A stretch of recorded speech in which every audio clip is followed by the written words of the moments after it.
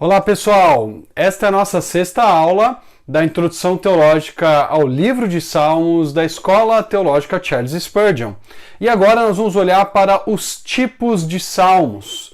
A expressão tipos de salmos, ela vem de um estudioso alemão chamado Hermann Gunkel, que classificou os salmos de acordo com seus Gattungen, que são os tipos de salmos, a forma de nós identificarmos uma estrutura padrão em um determinado tipo de salmos. E essa estrutura padrão, então, vai nos indicar se nós temos um lamento de um indivíduo, ou se nós temos o lamento da nação, se nós temos um louvor declarativo de um indivíduo, que seria um salmo de ação de graças, ou se nós temos um salmo de louvor descritivo, que seriam, de acordo com algumas classificações, os hinos no livro de Salmos. Então, uma observação muito importante que nós precisamos fazer aqui é aquela que Klaus Westermann, um estudioso alemão de Salmos e que escreveu um livro importante que nós já mencionamos anteriormente na nossa primeira videoaula. Quando nós olhamos para a estrutura básica de cada tipo de salmo, nós precisamos ter em mente essa observação. Esse é um esquema básico, mas ele nunca se torna fixo. As possibilidades de variação são notavelmente numerosas. Não se esqueça dessa declaração que você tem projetada aí do Klaus Westermann, que embora nós tenhamos um esquema básico para identificar se um salmo é um lamento do indivíduo, isso não significa que todos os lamentos do indivíduo terão exatamente ou terão todas as partes básicas dessa classificação. Um lamento do indivíduo, como nós estudaremos, tem, por exemplo, o apelo introdutório, tem o lamento propriamente dito, tem a expressão de confiança, tem a petição final, tem o voto de louvor, mas alguns lamentos do indivíduo vão ter talvez 3 partes dessa estrutura maior e não terão o voto de louvor final, ou não terão a expressão de confiança. Então, nós temos uma estrutura básica que nos ajuda a identificar, é um modelo, é um padrão, para a partir daí, então, nós identificarmos as partes e conseguirmos detectar se aquele salmo é um lamento, se aquele salmo é uma ação de graça, se aquele salmo é um hino e assim por diante. Então, quando nós falamos de tipos de salmos, nós podemos ter uma classificação mais variada, mais diversificada, que é essa que você encontra aí no seu slide. Você pode ter os chamados hinos de louvor, os hinos de Hallel, que nós encontramos, por exemplo, no final do livro de Salmos, que eu já mencionei algumas vezes aqui. O Salmo 146 até o 150 faz parte desse Hallel final, ou o Salmo 103 a 118 também é o Hallel que era cantado na Páscoa durante o segundo templo. Nós temos os lamentos comunitários, situações em que a nação sofre algum tipo de derrota militar ou está passando por um período de fome, de seca, e o salmista então coloca a vida da nação, a vida da comunidade diante de Deus. Há também os lamentos individuais, das mais diversas adversidades que o indivíduo enfrenta, a gente vai tocar nele já nessa videoaula, a gente vai explicar em mais detalhes. Há os salmos da realeza, os salmos reais, que são salmos que tratam do rei, que tratam da monarquia em Israel. Você tem alguns exemplos aí mencionados, o Salmo 2, onde Deus ordena que todos os povos beijem o filho e o reverenciem, reconhecendo que esse filho de Deus, que é o rei de Israel, que representa o próprio Deus, deve ser então respeitado e a ele deve se submeter à obediência das nações. Você tem o Salmo 45 também, que é provavelmente um salmo escrito para o rei no dia do seu casamento. Esse salmo tem algumas expressões que chamam a nossa atenção. Por exemplo, numa parte dele ali, entre os versículos 5 a 8, disse que o teu trono, ó Deus, está firmado. Essa expressão, o teu trono, ó Deus, é trono eterno. Essa expressão, o teu trono, ó Deus, gera em nós uma pergunta: a quem o salmista está se dirigindo? Ao rei, e está dizendo que o trono real é um trono divino, um trono que representa o próprio Deus, ou ele está se dirigindo a Deus como é que a gente interpreta. Mas esses são alguns exemplos de salmos reais. O Salmo 110 é um outro salmo que Jesus cita bastante nos evangelhos, quando ele, por exemplo, lembra do Salmo de Davi, em que ele diz: disse Yahvé, disse Deus ao meu Senhor, assenta-te à minha direita até que eu ponha os teus inimigos como estrado dos teus pés. Jesus então faz alguns questionamentos com base nesse salmo, que também é um salmo real, é um salmo da realeza em Israel. Você tem os salmos de peregrinação, que são os chamados Shir HaMa'alot, o cântico de subida, que nós já mencionamos. Eles são usados ali enquanto o peregrino estava subindo para Jerusalém, indo na direção do templo para adorar o Senhor. Você tem os chamados Cânticos de Sião.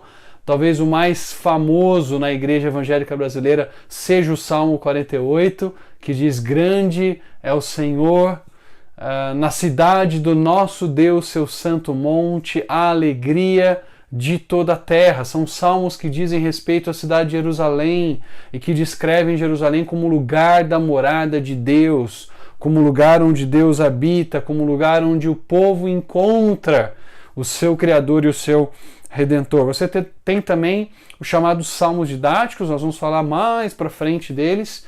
Você tem alguns tipos de salmos didáticos. Você tem os salmos didáticos que estão associados à lei. Por exemplo, é o caso do Salmo 119, que diz: felizes os de caminho íntegros que andam conforme a instrução do Senhor. Felizes os que seguem as normas dele e os que o buscam de todo o coração. Não praticam o mal e andam em seus caminhos. Tu nos encarregaste de seguir fielmente as tuas ordens. Então, nós temos nesse Salmo 119 uma ênfase muito grande nas ordens, nos caminhos, na instrução, nos mandamentos, na lei do Senhor. Então você tem uma ênfase muito grande na revelação divina e no desejo do salmista de cumprir essa revelação, de obedecer a essa revelação. O Salmo 1 é um salmo típico daquilo que é chamado de salmo didático, porque ele fala sobre o homem que medita na lei do Senhor dia e noite. Nós também temos alguns salmos que são chamados salmos da soberania universal de Javé. Eles podem ser classificados de maneira mais ampla dentro dos hinos, né, ou dentro dos salmos de louvor descritivo.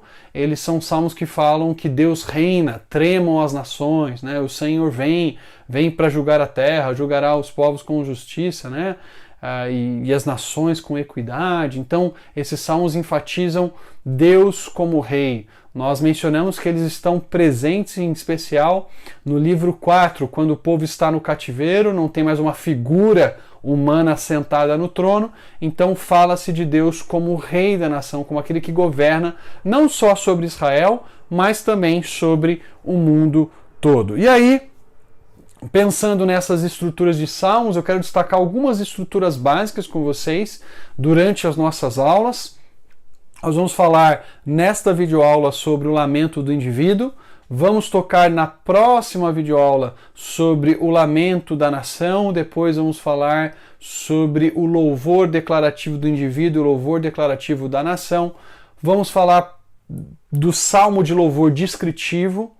E vamos mencionar também os salmos didáticos. Vamos falar sobre os vários tipos de salmos didáticos. Eu mencionei apenas um aqui, o salmo que enfatiza a questão da lei, né? Os salmos associados à instrução, à lei do Senhor, mas também há salmos de sabedoria, que são classificados como salmos didáticos. Os chamados salmos proféticos, em que o salmista fala como se fosse um profeta, dizendo: assim diz o Senhor, e o Senhor declara algo para o povo naquele salmo. Então a gente vai mencionar um pouquinho esses salmos didáticos e falar um pouco mais à frente sobre eles. Eu quero então focalizar primeiramente no lamento do indivíduo. O que é o lamento do indivíduo? O lamento do indivíduo é basicamente um salmo de petição. O salmista está passando por uma situação difícil, uma situação de adversidade complicada, e ele precisa da ajuda de Deus, ele precisa do favor de Deus, ele precisa do socorro do Senhor, ele clama então pela intervenção divina. Alguns elementos básicos que nós vamos encontrar nos lamentos do indivíduo. E, de novo, esses elementos aqui, eles nos ajudam, eles nos dão pista, como se a gente pegasse o mapa e ele fosse nos dirigindo, nos orientando para identificarmos que um determinado tipo de salmo é um lamento do indivíduo. Isso não significa que cada salmo que for um lamento do indivíduo, que a gente vai chamar aqui de LI, nem todos os salmos que são LI têm todos os elementos. Às vezes eles vão ter 3 elementos. Às vezes eles vão ter 4 elementos, mas nem sempre eles vão ter todos os 5 elementos que eu vou mencionar aqui. Os 5 elementos são a forma padrão. Ela nos ajuda a identificar esses salmos ao longo da obra.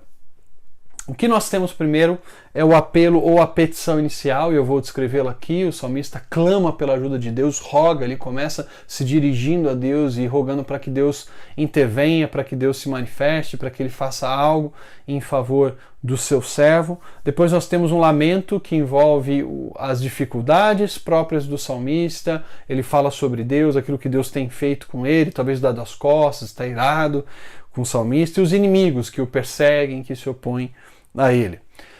Nós temos a expressão de confiança em que o salmista, mesmo diante da adversidade, das lutas, da oposição, ele diz: eu confio no Senhor, eu coloco a minha esperança em Deus.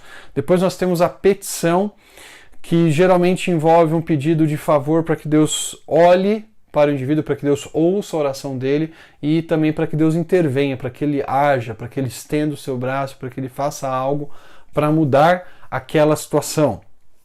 Por fim, nós temos o chamado voto de louvor ou louvor declarativo. Então eu vou explicar um pouquinho mais, mas é uma promessa do salmista de louvar a Deus quando tiver a sua petição respondida. Então vamos olhar para cada elemento, cada parte do LI, do lamento do indivíduo. Então, primeiramente, aí você tem o apelo inicial. Essa parte se caracteriza por um grito de socorro, por um pedido de ajuda.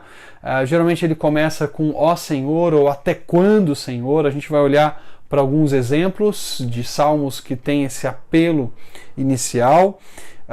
E a gente não pode confundir o apelo inicial com a petição do salmo. O apelo inicial é uma petição às vezes breve, um chamado breve para que Deus olhe para a situação do salmista e mude aquilo que ele está passando, e depois ele começa então a descrever o seu problema ou a pedir em mais detalhes o que ele gostaria que Deus fizesse, como ele gostaria que Deus agisse em seu favor. Então esse é o apelo inicial ou a petição inicial, a gente pode chamar de apelo inicial. Vou dar 2 exemplos aqui para vocês. O primeiro está no Salmo 7, 1 e 2, que vocês têm projetado aí.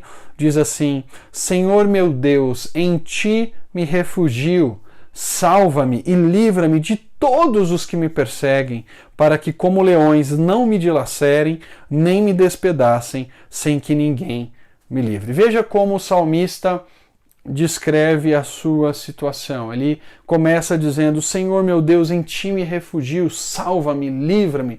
Ele começa clamando pela intervenção, pela ação de Deus diante da oposição que ele enfrenta dos seus inimigos. Então, essa é uma característica do apelo introdutório. Ele diz: ó Deus, salva-me, ajuda-me, ouve-me, escuta o meu clamor. Ou, como no Salmo 13, versículos 1 e 2, até quando, Senhor, para sempre te esquecerás de mim? Até quando esconderás de mim o teu rosto? Até quando terei inquietações e tristeza no coração dia após dia? Até quando o meu inimigo triunfará sobre mim? Perceba aqui então essa característica do apelo. Até quando, Senhor? Até quando eu vou passar por essa situação de dificuldade e de adversidade que estou experimentando?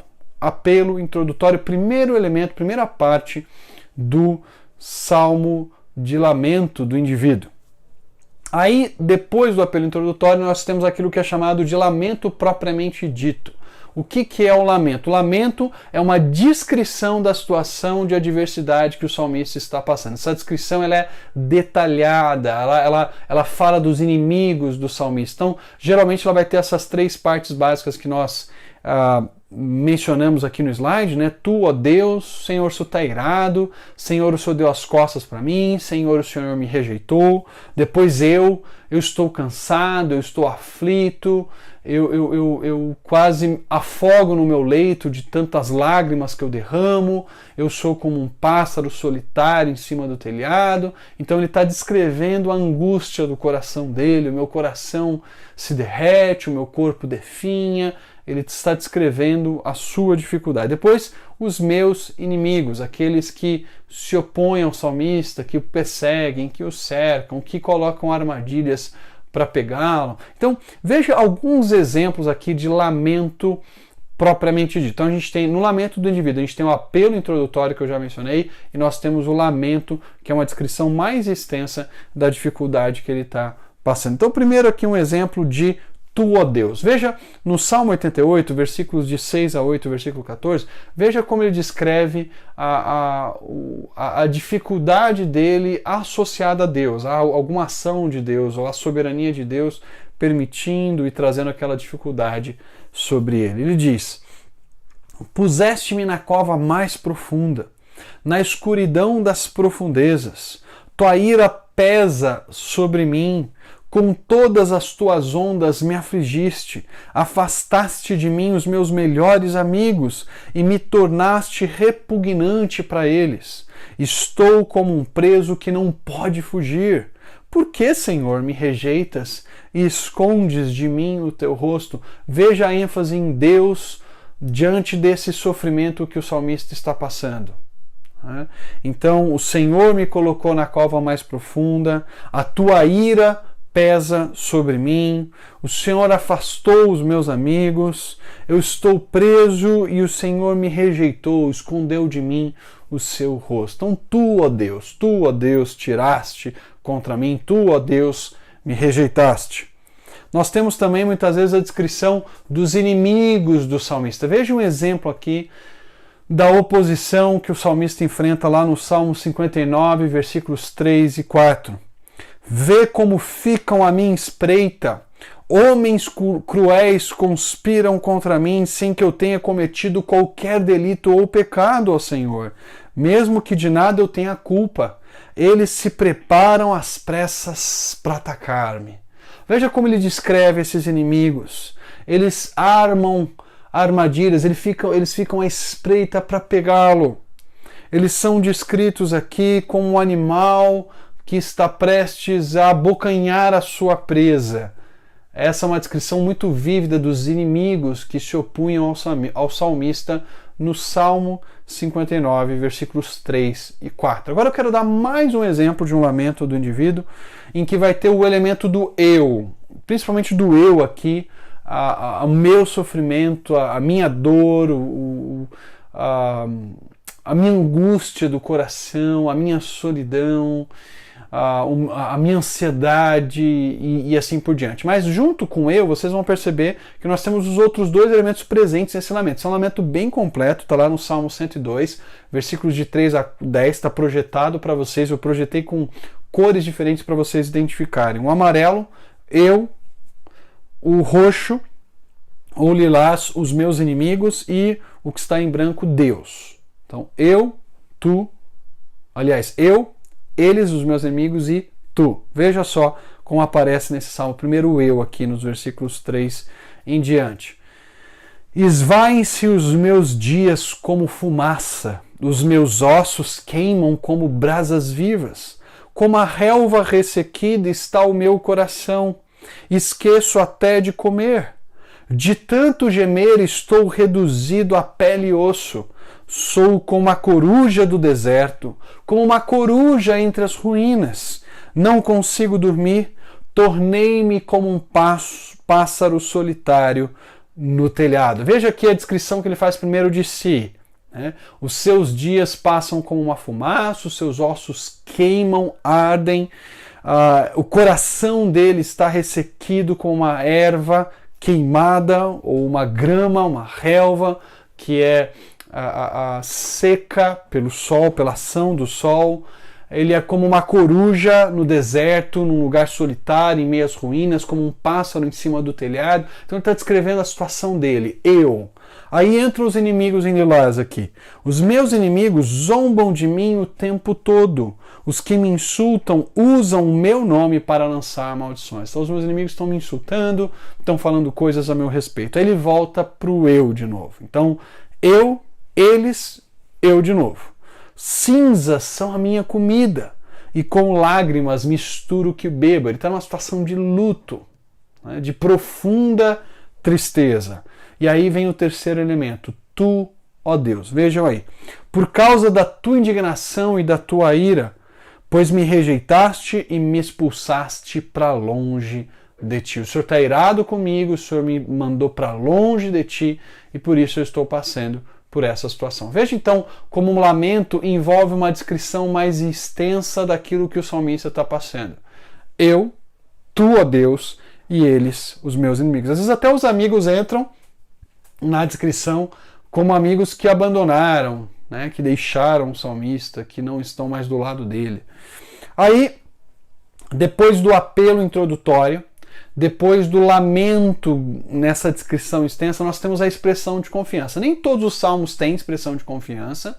Alguns salmos têm até uma expressão de confiança grande demais. É o caso, por exemplo, do Salmo 3. O Salmo 3, ele é um salmo, é um lamento do indivíduo, mas alguns estudiosos classificam o Salmo 3 como um salmo de confiança, porque a expressão de confiança domina boa parte do salmo. Então você tem os versículos 1 e 2, e o versículo 7, que são elementos distintos aí, tem um apelo introdutório, no versículo 7 você tem uma petição, mas os versículos de 3 a 6 você tem basicamente uma expressão de confiança. Então, metade do salmo gasta, né, ou é dedicada para expressar a confiança do salmista em Deus. Agora, a expressão de confiança ela não é tão recorrente assim. Alguns salmos do lamento do indivíduo têm, outros não têm. Aí você vai ter que achar os outros elementos, as outras partes, para realmente cravar, dizendo, isso daqui é um lamento do indivíduo. Mas veja como alguns salmos de confiança, aliás, como algumas expressões de confiança aparecem nesses salmos que as contêm. Lembrando sempre que uma dica para achar a expressão de confiança é a conjunção adversativa. Mas, porém, quando elas aparecem, é uma indicação de que no meio da petição nós temos uma expressão de confiança. Vejam o que diz o Salmo 31, versículos 13 a 15. Esse é um salmo de lamento do indivíduo. Ele está passando por necessidades, está pedindo ajuda de Deus para que Deus intervenha. E depois de descrever a sua situação terrível, triste, veja o que ele diz aí nos versículos 13 a 15 do Salmo 31. O pavor me domina, pois conspiram contra mim, tramando tirar minha vida. Mas eu confio em ti, Senhor, e digo, tu és o meu Deus, o meu futuro está nas tuas mãos. Eles estão tramando contra mim, eles querem tirar a minha vida, mas eu confio em Deus e o meu futuro está nas mãos dele. Então, esse aqui é um exemplo de expressão de confiança, né? A conjunção adversativa indicando que nós estamos diante de uma expressão de confiança no lamento do indivíduo. Então, aí você vai encontrar isso em outros salmos, em outras partes, mas o Salmo 31, versículos 13 a 15 é um exemplo típico. Depois nós temos a petição, e como eu mencionei, a petição envolve um pedido para que Deus se mostre favorável, olhe, inclina, ouve, e para que Ele haja, para que Ele intervenha, salva-me, livra-me, quebra o queixo do meu inimigo, pune os perversos e assim por diante. Há um pedido para que Deus, de maneira muito prática, demonstre o seu cuidado e o seu livramento para com o servo justo. Então vamos dar uma olhada em alguns exemplos. Você tem um exemplo aqui projetado, que é do Salmo 17, versículos 13 e 14, que diz assim: levanta-te, Senhor, confronta-os, derruba-os, com a tua espada livra-me dos ímpios, com a tua mão, Senhor, livra-me de homens assim, de homens deste mundo, cuja recompensa está nesta vida. Enche-lhes o ventre de tudo que lhes reservaste, sejam os seus filhos saciados, e o que sobrar fique para os seus pequeninos. Veja, o salmista aqui está pedindo para que Deus o livre da espada dos ímpios, para que Deus se levante, para que Deus os derrube, e para que Deus dê a esses homens a recompensa que eles merecem. Inclusive, a ideia do Antigo Testamento da solidariedade corporativa, o juízo de Deus tocando também de alguma forma nos descendentes, nas pessoas da família ligadas a esses homens ímpios. Então, há um pedido para que Deus intervenha, para que Deus haja. O que aparece em várias situações também é a motivação para a petição. Então eu estou pedindo para Deus agir por quê? Porque eu já confessei o meu pecado. Eu estou pedindo para Deus agir por quê? Porque eu estou preocupado com a glória do nome dele. Então, geralmente há também uma motivação para a ação de Deus. Nesse caso aqui a gente não tem, mas em vários salmos, quando você lidar com a questão da petição, você vai perceber que também com a petição aparece a motivação para a ação divina. E aqui, por fim, o último elemento, que ele está presente em vários salmos, mas não está em todos, é o voto de louvor ou louvor declarativo. Os salmos de lamento do indivíduo, em geral, têm ou expressão de confiança ou esse voto de louvor barra louvor declarativo. Raramente um salmo não tem nem expressão de confiança, nem o louvor declarativo. Há, na verdade, um único salmo que nós sabemos que é o mais claro, o mais evidente, que é o Salmo 88. Ali não tem nem expressão de confiança, nem voto de louvor, nem um louvor declarativo. É o salmo mais tenebroso, né? O salmo mais triste, o mais difícil, mais angustiante que nós encontramos neste livro. É o 88, porque ali você não tem no lamento nenhuma demonstração de uma expectativa de intervenção divina muito clara, expressada por meio do louvor ou pela confiança do salmista. Ele basicamente pede e lamenta, pede e lamenta. Ele não expressa algum tipo de confiança específica, nem louva a Deus porque vai livrá-lo, porque ele está certo que o Senhor há de intervir. Em geral, ou o elemento 3 que eu mencionei aqui, ou esse elemento 5 aparecem, tá bom? Então eu vou dar alguns exemplos. Antes, só fazer uma distinção aqui nesse elemento 5, geralmente é no final que aparece.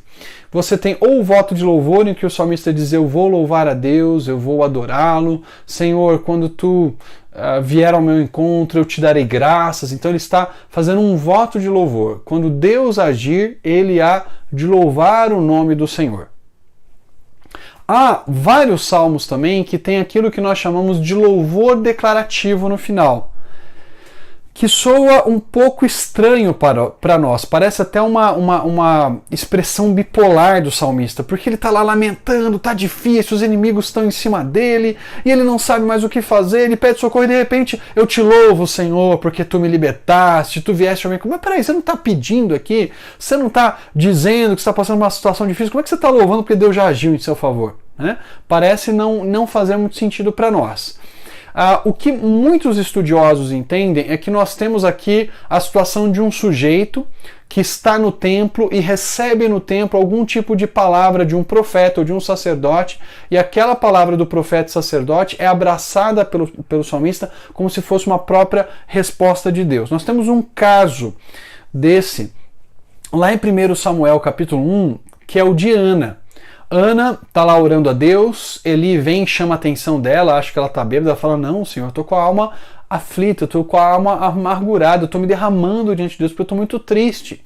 E o Eli responde para Ana da seguinte maneira: vá em paz e que o Deus de Israel responda o teu pedido, ou que ele dê aquilo que você pediu.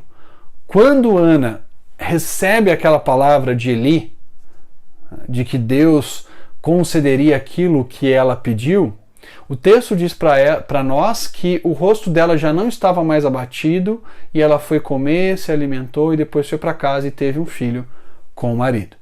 Então, essas são situações em que, ao receber a palavra de um sacerdote, ou às vezes até de um profeta, a gente tem o caso de Ezequias, né? Ezequias, no capítulo 38, ele começa orando lá nos versículos 3 e 4, ele está orando, clamando a Deus, vem a palavra de Isaías e na sequência ele escreve um salmo agradecendo a Deus pela resposta, ainda que ele esteja doente. Então, a palavra do sacerdote, do profeta, era tão certa e tão segura que mesmo que o salmista ainda esteja pedindo e clamando pela ajuda de Deus, ele escreve um louvor no final, dando como certo que Deus já respondeu ao seu pedido. Uma outra possibilidade, que é bem plausível, é que esse salmo, especialmente alguns salmos de lamento que tem a expressão de louvor, né, a declaração de louvor, sejam salmos escritos em duas partes, escritos principalmente no momento de aflição, de dificuldade, e depois, quando o Senhor responde, o salmista acrescenta aquela parte final. É uma possibilidade também. Okay? Então vamos dar uma olhada para dois exemplos que nós temos aí. Primeiro no Salmo 7, versículo 17, a gente tem um voto de louvor. Darei graças ao Senhor por sua justiça. Ao nome do Senhor Altíssimo cantarei louvores. Então ainda vou dar graças, eu ainda vou cantar louvores ao Senhor. Aqui nós temos no capítulo 31 do livro de Salmos, versículos 21 e 22, um louvor declarativo já do indivíduo. Vejam: bendito seja o Senhor, pois mostrou o seu maravilhoso amor para comigo. Quando eu estava numa cidade cercada, alarmado eu disse, fui excluído da tua presença. Contudo, ouviste as minhas súplicas quando clamei a ti por socorro. Se você olha para o restante do salmo, você fala, não é possível que ele está dizendo isso, porque ele estava numa situação tão angustiante, difícil, de repente ele está louvando a Deus, porque o Senhor já demonstrou o seu maravilhoso amor, porque Deus já ouviu a sua súplica, porque Deus já o socorreu. Então esse é um louvor que aparece em vários salmos, que é um louvor declarativo a Deus e que ocorre no final do lamento do indivíduo. Na nossa próxima videoaula, eu vou dar um exemplo de um salmo inteiro, que é um lamento do indivíduo. Então, em vez de olharmos apenas para as partes, para os elementos, para o apelo introdutório, para o lamento do indivíduo, para a expressão de confiança, para a petição e motivação, ou para o voto de louvor ou louvor declarativo, eu vou mostrar para vocês como isso está presente de forma integral num salmo, que é o Salmo 38, é o salmo que nós vamos analisar e que nós vamos estudar na nossa próxima videoaula. Aguardo você lá!